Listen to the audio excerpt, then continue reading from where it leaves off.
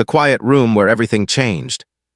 The hallway outside the private wing of the hospital felt suspended in time, as if the world itself had learned how to hold its breath. Fluorescent lights hummed softly overhead, casting a pale glow across polished floors that reflected nothing but silence. Somewhere far away, a cart rattled briefly, then disappeared again, swallowed by the hush. In room 304, the steady, mechanical rhythm of a heart monitor marked the passing seconds, each beep a fragile reminder that life was still there, still fighting, even when everything else seemed unbearably still. On the bed lay Keanu Reeves, motionless except for the gentle rise and fall of his chest. His face, usually calm and open, carried the faint signs of struggle, a bruise near his temple, a subtle tightness around the eyes that hinted at pain deeper than the physical. The blinds were half closed, allowing a thin blade of afternoon light to stretch across his face like a quiet promise that the sun had not given up on him. No cameras waited outside. No reporters whispered in corners. The world that so often demanded pieces of him didn't know he was here, and for once, that anonymity felt like mercy. The door opened slowly, almost respectfully, as if even the hinges understood where they were. Sandra Bullock stepped inside and gently closed it behind her. She didn't move for several seconds. She just stood there, hands loosely clasped, eyes fixed on the man in the bed. The confidence she wore so easily in front of crowds wasn't here with her now. What remained was something quieter, heavier, a kind of tiredness that came not from sleepless nights, but from memories that never truly rested. She had told herself on the drive to the hospital that she would be calm. She would say the right things. She would smile, maybe tease him the way she always did. But standing there now, watching the machines do the breathing for him, all rehearsed words vanished. Her throat tightened. Her chest felt too small for the weight pressing inside it. A nurse quietly updated her at the door, speaking in hushed tones about stability, about waiting, about hope wrapped carefully in professional language. Sandra nodded, barely hearing the details. When the nurse left, the room seemed even quieter than before, like the silence had leaned in closer. She moved to the chair beside the bed and sat down slowly, as though any sudden movement might break something delicate. Her fingers brushed the edge of the blanket, hesitating before finally resting on it. "You always hated hospitals," she whispered, her voice barely more than air. "You said they made you feel like time forgot how to move." The heart monitor continued its steady rhythm, indifferent to the words hanging between them. She studied his face, searching for some sign that he could hear her. She remembered other moments, other rooms, film sets filled with noise and laughter, quiet corners where they had shared coffee and conversations that wandered far past midnight. She remembered how easily silence had existed between them back then, never awkward, never heavy. Silence had been safe. This silence was, "You promised me something once," she said softly, her voice cracking despite her effort to keep it steady. "You said you wouldn't let life break you again, that you'd learned how to carry the pain without disappearing into it." Her hand trembled as she reached for his, carefully, as though asking permission even now. His fingers were warm, real, grounding her in a way nothing else could. Holding his hand made the room feel less like a place where things ended, and more like a place where something was waiting to begin. Outside, clouds gathered and rain began tapping gently against the window. Sandra leaned closer, lowering her voice as if she were telling a secret meant only for him. She talked about small things, the way the city looked that morning, the ridiculous headlines she'd read online, the coffee she spilled on herself because she was rushing. She spoke about anything and everything, hoping that somewhere beneath the fog of pain and unconsciousness, her voice would reach him. "I don't know if you can hear me," she admitted quietly, "but I'm here. I'm not going anywhere." For a moment, nothing changed. Then so subtly she almost missed it, his fingers twitched against hers. Her breath caught, she leaned forward instantly, eyes wide. "Keanu," she whispered, afraid to speak too loudly, afraid to hope too much. The movement didn't come again and doubt crept in, whispering that her mind was playing tricks on her.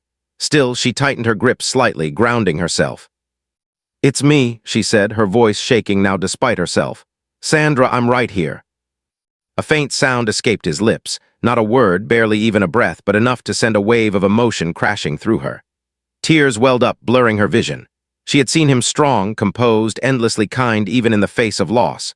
Seeing him like this, vulnerable, silent, hurt in a way she hadn't prepared for. She wiped her eyes quickly and forced a small smile, the way she always did when things felt too big. "You still owe me a coffee," she said softly, trying to sound light. "You don't get out of it just because you're lying here." The words lingered in the air, and for just a heartbeat, she thought she saw the faintest hint of a smile tug at the corner of his mouth. It was barely there, fragile as mist, but it was enough. Enough to make her heart ache and heal at the same time. What she didn't know, what she couldn't see, was that somewhere deep inside him, her voice was breaking through. Not clearly, not fully, but enough. Images drifted through his mind like half-remembered dreams. Laughter on a moving bus years ago, rain falling under streetlights, the way she had once looked at him when everything felt simpler and safer. He wanted to open his eyes to tell her he was still there, still fighting, but something heavier than pain held him back, a memory he wasn't ready to face. As evening settled in, Sandra remained by his side. Nurses offered blankets, offered to call someone for her, but she declined every time. She watched the sky darken beyond the window, listened to the rain grow heavier, and whispered stories meant to anchor him to the world.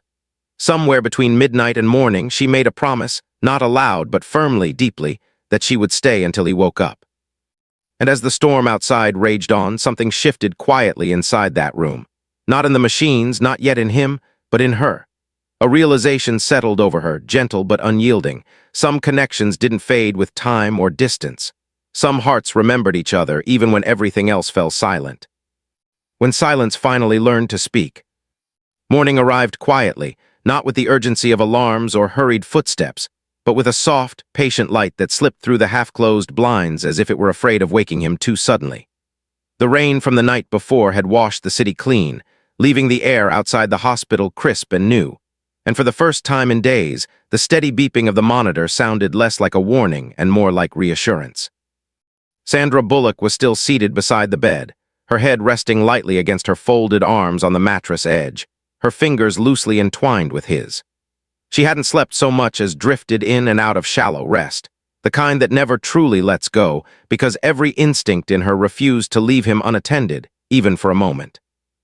She stirred when she felt it, a sensation so subtle that at first she thought it was another trick of exhaustion, but then it happened again, clearer this time, unmistakable. His hand tightened around hers, not much, just enough to tell her that something had changed. Her heart leapt into her throat as she lifted her head, eyes instantly alert, breath caught between fear and hope. She leaned closer, scanning his face, searching for any sign that what she felt was real.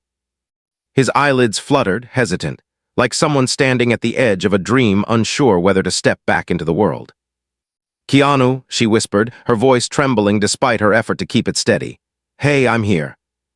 Slowly, with visible effort, Keanu Reeves opened his eyes just enough to let light in. The room swam in and out of focus for him, shapes blurring together before slowly settling into meaning. The ceiling looked unfamiliar. The smell of antiseptic filled his senses. His body felt heavy, uncooperative, as if it belonged to someone else. And then he saw her, Sandra, right there. Close enough that he could hear the slight hitch in her breathing. Close enough that her presence felt more real than the pain pulling at his muscles. Confusion flickered across his face before softening into something quieter, something almost relieved. He tried to speak, but his throat felt dry, raw, like it hadn't been used in days. The effort alone exhausted him. Sandra noticed immediately and squeezed his hand gently, leaning closer so he wouldn't have to strain. "You don't have to talk," she said softly, her eyes shining. "You scared everyone enough already." A faint, almost imperceptible sound escaped him, somewhere between a sigh and a laugh, and that alone made her eyes fill with tears. She laughed softly through them, shaking her head in disbelief, as if she still couldn't quite accept that this moment was real. "You've been here for 3 days, she continued, her voice low and calm. "Stable but quiet, too quiet. I wasn't going to let you stay lost in there." He blinked slowly, absorbing her words. 3 days. Time felt strange, stretched and folded in ways he couldn't yet understand. His gaze drifted briefly to the window, where sunlight painted faint patterns on the wall before returning to her face. With effort, he managed a whisper, the sound barely audible. "How long have you been here?" She smiled gently, brushing her thumb over the back of his hand. "Long enough," she replied. "Longer than you'd believe." Silence settled between them again, but this time it was different from before. It wasn't empty or frightening. It felt full, layered with everything they weren't yet saying. Sandra watched him closely, noticing the way his brow furrowed slightly, as if memories were stirring, bumping gently against the surface of his awareness. She could tell he was trying to piece together what had happened, not just the accident, but the weight that had brought him here in the first place. "Do you remember anything?" she asked carefully, not wanting to push him too fast. He hesitated, then gave a small, almost imperceptible nod. Images flashed behind his eyes, headlights cutting through darkness, the sudden violence of impact, the sickening spin of the world before everything went black. But beyond that, there was something else, something heavier and harder to reach, like a locked door he wasn't ready to open yet. His grip on her hand tightened again, not from pain, but from effort. "I thought I was alone," he whispered finally. Her chest tightened at the words. She leaned closer, lowering her voice as if to anchor him. "You never were," she said. "You just got very good at convincing yourself you were." He looked at her then, really looked at her, and something in his expression shifted. For years, he had carried grief and kindness with the same quiet discipline, believing that protecting others meant keeping his own pain hidden. Seeing her here now, refusing to leave, broke through that carefully built armor in a way nothing else ever had. They talked slowly after that, pausing often so he could rest. She told him how she'd heard about the accident through a mutual contact, how she hadn't even stopped to think before driving straight to the hospital, how she'd insisted on keeping everything private because she knew he'd want it that way. He listened, eyes half closed, absorbing every word like something precious. "You didn't have to come," he murmured at one point, guilt threading through his voice. She shook her head gently. "I know," she said. "That's why I did." The honesty of it left him quiet. He turned his gaze toward the window again, watching dust motes dance in the sunlight. "I never wanted to be a burden," he said softly, "to anyone." Sandra's expression softened, but there was a firmness there too, something unyielding. "Caring about someone doesn't make them a burden," she replied. "It makes them human." Her words lingered, settling deep. He closed his eyes briefly, not from exhaustion this time, but from emotion he wasn't ready to show. When he opened them again, they glistened faintly, and he turned his head just enough to look back at her. "You always say the things I need to hear," he said quietly. She smiled, sad and warm all at once. "Someone has too," she answered. A nurse came in briefly to check his vitals, offering a small, knowing smile when she saw Sandra still there. When they were alone again, Sandra adjusted his blanket and encouraged him to rest. "I'll be right here," she promised. "When you wake up again, I won't be gone." As he drifted back into sleep, calmer now, something else caught her attention. On the small table beside the bed lay a folded piece of paper she hadn't noticed before. The handwriting was unmistakable, uneven, tired but familiar. Her heart skipped as she picked it up, a sense of unease settling in her chest even before she opened it. The words inside were few, but they struck deep, written as if by someone preparing for the possibility of never waking again. Apology, regret, a memory from years ago that she herself had never truly forgotten. Her hands trembled as she read, the room suddenly feeling smaller, heavier. She looked back at him, sleeping peacefully now, unaware that his own past had just resurfaced in ink and paper. Carefully, she folded the note and placed it back where she'd found it, her mind racing. Whatever had brought him here wasn't just an accident. It was tangled with unfinished words, unspoken truths, and a moment in the rain that had never truly ended for either of them. Leaning close, she whispered near his ear, her voice gentle but certain. "When you're ready," she said softly, "we'll talk about everything. I'm not afraid of the truth anymore." Outside, the sun climbed higher, bathing the room in light. And somewhere between sleep and waking, between past and present, Keanu shifted slightly, as if her words had followed him into his dreams, reminding him that some connections don't fade, they wait. The day the rain finally explained itself. The next few days unfolded with a careful slowness, as if time itself had decided to tread lightly around the fragile progress being made inside that hospital room. The sharp edges of crisis softened into something steadier, something that allowed space for breath, reflection, and the quiet rebuilding of strength. Keanu Reeves was no longer lost in silence, though he still spoke sparingly, choosing his words with the same deliberate care he had always applied to life. His body healed in visible ways, each day bringing small victories. The ability to sit up longer, to drink without help, to smile without pain shadowing his face. But it was his eyes that told the truer story. Behind them lived memories that had been waiting patiently, and now, awakened by Sandra's presence, they refused to stay buried. Every morning, Sandra Bullock arrived before the sunlight fully claimed the room. She brought coffee he barely touched, magazines he pretended to skim, and stories that drifted effortlessly between humor and reflection. To the nurses and doctors, they looked like two old friends reunited by chance. But beneath that surface, something deeper was unfolding, something neither of them could ignore any longer. The folded note sat quietly on the side table, a silent witness to the past, and Sandra found her gaze drawn to it again and again, waiting for the right moment, the right breath, the right courage to open the door it represented. That moment came one afternoon when the rain returned, gentle at first, then steadier, tapping against the window in a rhythm that stirred something familiar in both of them. Sandra noticed the change immediately. Keanu had grown quiet, his gaze fixed on the glass as if the world outside had transformed into a memory he could almost touch. She followed his eyes, watching the water trail downward in uneven paths, and felt her chest tighten with recognition. "You always get that look when it rains," she said softly, breaking the silence without breaking the moment. He smiled faintly, not looking away. "It reminds me," he replied, his voice low, measured, "of things I never finished saying." She took a slow breath, folding her hands in her lap. "Is that what the note was about?" she asked gently, finally giving voice to what had been hovering between them for days. He turned toward her then, truly facing her, and for the first time since waking up there was no shield in his expression. No quiet deflection, just honesty, raw and unguarded. "Yes," he said simply. "It was." The room seemed to grow quieter, the rain outside becoming a soft backdrop rather than a distraction. He leaned back slightly, as though settling into the weight of what he was about to share. "It was the last day," he began, his eyes distant. "Filming had wrapped. Everyone was celebrating, laughing, talking about what came next. I remember feeling like I should have been happy, but instead there was this heaviness I couldn't explain." Sandra nodded slowly, her heart pounding, every detail pulling her back years into the past.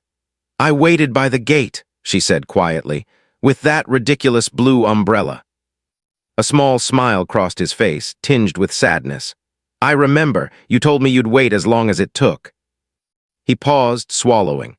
"I got a call that night, news I wasn't prepared for. Someone I loved was gone, and it felt like everything I'd worked so hard to keep steady just collapsed all at once. I saw you standing there, waiting, and all I could think was that if you looked at me then, you'd see how broken I was again.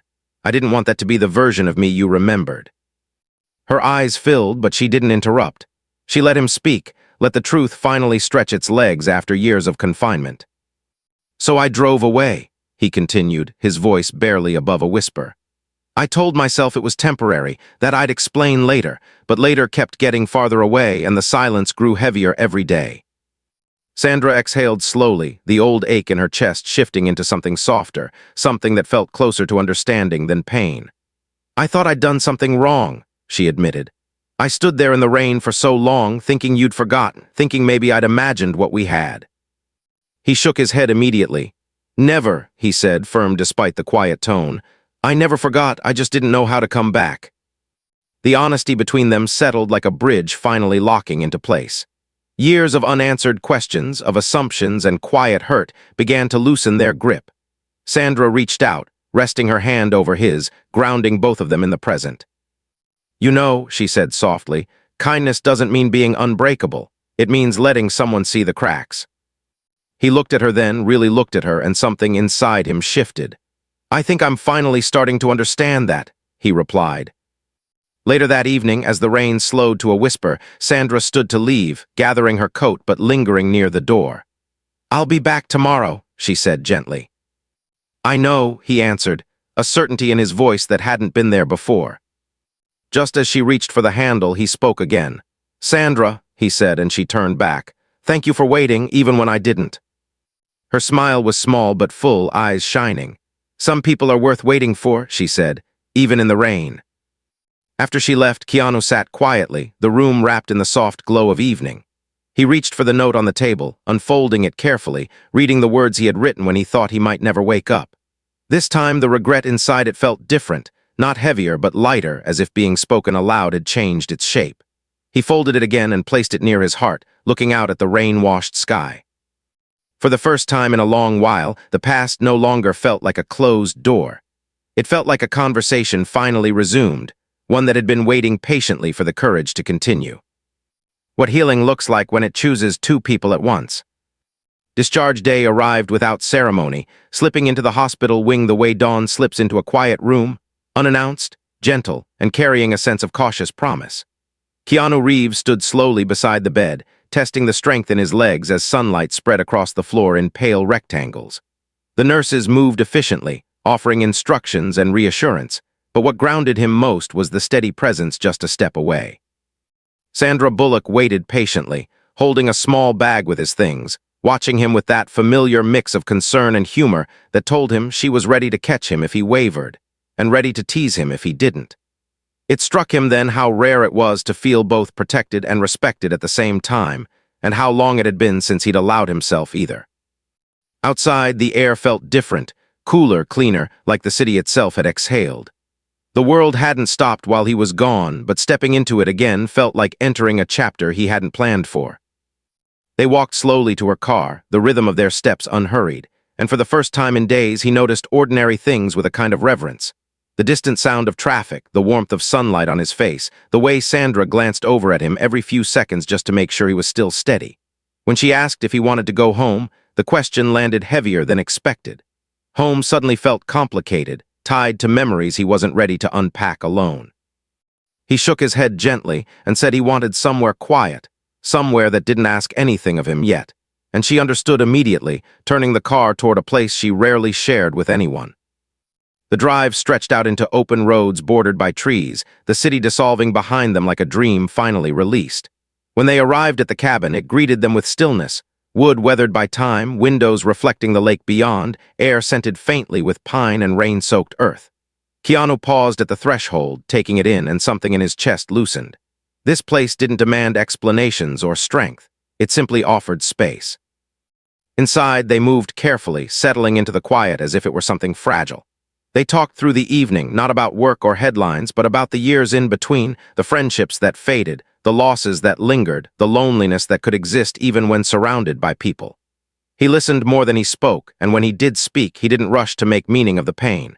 He let it exist, trusting that understanding would come later. As night fell and the fire crackled softly, a knock at the door cut through the calm, unexpected and unsettling in its precision. Sandra stiffened. Keanu felt the instinctive alertness he'd learned long ago rise within him. The visitor delivered an envelope with his name on it, his handwriting unmistakably his, yet unfamiliar in its urgency. Inside, a warning waited, brief and chilling, hinting that something he'd discovered before the accident had not been meant to survive him. The warmth of the cabin thinned, replaced by a careful awareness that healing doesn't always unfold in isolation from the past. Sandra read his expression before he spoke, stepping closer without asking, her presence steady. Whatever this was, it wasn't just his anymore. Morning brought resolve. They returned to the old house together, a place that held answers he'd tried to outrun. Dust hung in the light like suspended breath as they moved through rooms that felt untouched by time, until the truth revealed itself in fragments. Files that mirrored his voice yet weren't his memories, proof that someone had been shaping a narrative around him, pushing him toward silence. When the computer died abruptly, as if scorched by intent, the message was clear. Someone didn't want him remembering. Fear flickered, but it didn't take root. Not with Sandra beside him, not with the past finally opening its doors. Outside, a presence watched from the trees unseen, and the warning returned with sharper edges. Yet even as danger brushed close, Keanu felt something steady beneath the uncertainty. He wasn't alone in this anymore, and that changed everything. Back at the cabin, as dawn colored the lake and birds began their tentative chorus, they sat with the evidence between them and chose what came next.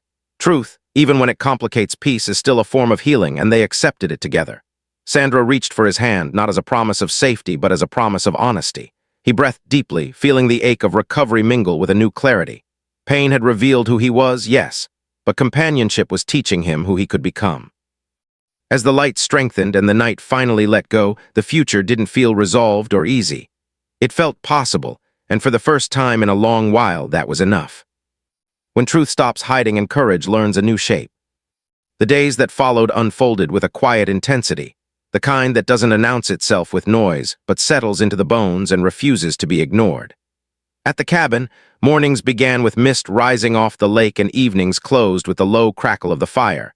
And in between those bookends of calm, Keanu Reeves felt the steady return of strength paired with something more complicated: memory.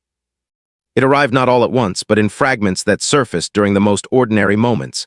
The sound of a kettle clicking off, the smell of pine after rain, the way shadows shifted at dusk. Each fragment carried a question, and together they formed a map he hadn't known he'd been drawing for years. Sandra watched the process with quiet attentiveness, never pushing, never retreating, offering conversation when it helped and silence when it didn't. It was a rare kind of companionship, one that trusted healing to find its own pace. They worked through the evidence carefully, treating the truth not as a weapon but as a responsibility. The files revealed patterns that made his chest tighten, misdirected funds hidden behind benevolent language, decisions framed as charity that had quietly harmed the very people they claimed to help, and a trail of influence designed to disappear anyone who noticed.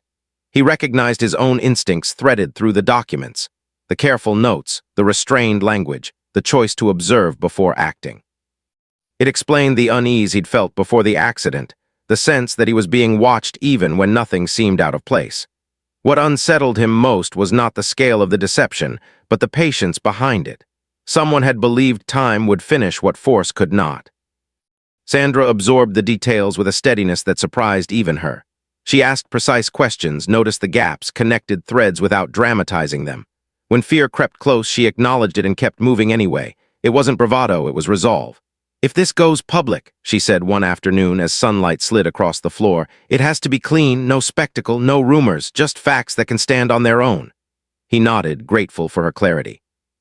The world loved stories, but the truth required structure, restraint, and patience, the very things they had in abundance together. There were moments when the weight of it all pressed down hard.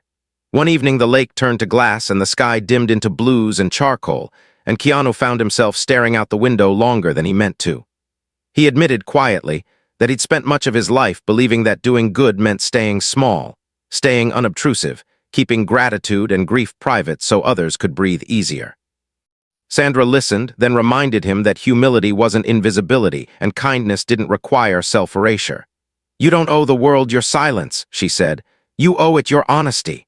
The words didn't land as a command, they landed as permission. They made calls to people who valued integrity over proximity to power, to professionals who understood discretion as a form of respect, to friends who could be trusted with context rather than headlines. Each conversation tightened the circle around the truth and widened the space where it could safely exist. It was painstaking work, but it brought with it a sense of alignment Keanu hadn't felt in years. His recovery no longer felt separate from the task at hand. It felt braided to it. Every step forward in one strengthened the other. Late one night, as the fire settled into embers, Sandra confessed her own fear, not of the danger, but of repeating an old pattern of waiting while someone she cared about carried too much alone. Keanu heard it as an invitation rather than an accusation. He promised, simply and sincerely, that he wouldn't disappear again, not into work, not into solitude, not into the belief that love must be protected from truth. It wasn't a dramatic vow. It was a practical one, made believable by the choices already behind it. When dawn came, it found them ready. The plan was measured, the timing deliberate, and the outcome uncertain, but the path was clear. As they packed up the files and shut the cabin door, the lake reflected the morning sky like a held breath finally released. Keanu paused, letting the cool air fill his lungs, and felt something settle that had been restless for a long time. Courage, he realized, wasn't the absence of fear. It was the decision to move with care and conviction anyway. Sandra squeezed his hand, not to reassure him that everything would be easy, but to affirm that whatever came next would be faced together. And for the first time since the accident, the future didn't feel like a threat waiting in the wings.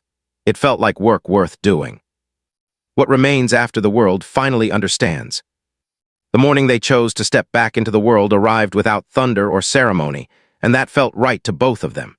It began with light spilling across the city in a way that suggested clarity rather than spectacle, as if the day itself understood the difference between revelation and noise. Keanu Reeves moved through those early hours with a calm that had been rebuilt piece by careful piece, not because fear was gone, but because it no longer dictated his choices. The recovery had done more than heal his body. It had returned his sense of agency, and standing beside Sandra Bullock, he felt the quiet confidence that comes from knowing you're not facing the truth alone. They had rehearsed nothing dramatic, prepared no speeches meant to stir applause. What they carried instead were documents verified, timelines aligned, and a shared commitment to let facts speak where rumors once thrived. The release was deliberate and restrained, guided by people who valued accountability over attention. There were no leaks timed for maximum shock, no late-night whispers fed to gossip. The information arrived cleanly, accompanied by context and corroboration, and it landed with a weight that could not be shrugged away. In the hours that followed, the world did what it always does. It talked, speculated, debated. But beneath the noise, something solid took hold. Institutions began asking questions they could no longer postpone. Audits replaced denials, and silence, long used as a shield, became impossible to maintain.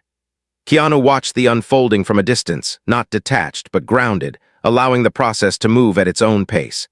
He felt no triumph, only relief that the burden he'd been carrying had finally been set down where it belonged. Sandra stayed close through it all, not as a guardian but as a partner who understood the cost of doing the right thing without turning it into a performance. When the pressure rose, she brought perspective. When exhaustion crept in, she brought humor. When doubt tried to resurface, she brought memory of the rain, of the waiting of the truth finally spoken aloud. They learned quickly that the aftermath of honesty is rarely tidy, but it is clarifying. The questions they faced were specific and answerable, the next steps practical rather than overwhelming. It wasn't a battle, it was a reckoning, and it moved forward because it had to. In the quieter moments between calls and confirmations, Keanu returned to the rituals that had always steadied him, walking without destination, listening more than speaking, letting gratitude arrive without needing to be announced. He noticed how differently the city felt now, not because it had changed, but because he had. The instinct to disappear had been replaced by a willingness to remain present, to trust that strength could include vulnerability without losing its shape. Sandra noticed it too, the ease with which he now occupied space, and she smiled at the simplicity of it. Healing, she realized, wasn't a finish line, it was a practice. When the dust finally settled, there was no grand conclusion to mark the end of the story. Instead, there were ordinary days made richer by honesty and care. They shared coffee without checking the clock, conversations without rehearsing outcomes, silences without fearing what they meant. The memory of the hospital room lingered not as trauma, but as a turning point, a reminder that sometimes life forces stillness so that the heart can catch up. Keanu kept the folded note, not as a relic of regret, but as proof that words written in fear can be answered by actions taken in courage. Sandra kept her own quiet promise, not to wait in the rain anymore, but to walk forward with him into whatever weather came next. And that was the part the world never quite saw, the ending that mattered most. Not the headlines or the hearings, not the speculation or the applause, but two people choosing presence over avoidance, truth over comfort, and compassion over fear. In the end, what melted millions wasn't a single moment or a dramatic reveal. It was the simple, enduring decision to stay, to listen, to speak, and to heal together, long after the noise faded and the light returned to something steady and true.